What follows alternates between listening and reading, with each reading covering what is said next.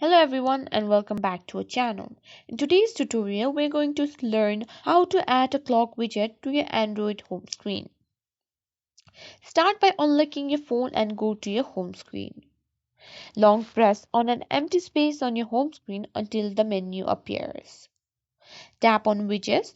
This will bring up all the widgets available on your device. Find and select the clock widget. You can choose from different styles.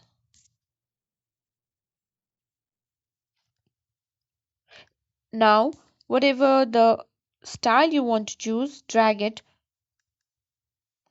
to your home screen and drop it where you'd like it to placed. And that's it, you've added a clock widget to your home screen. Thanks for watching. Don't forget to like, subscribe, and hit the bell icon for more quick tutorials. See you next time.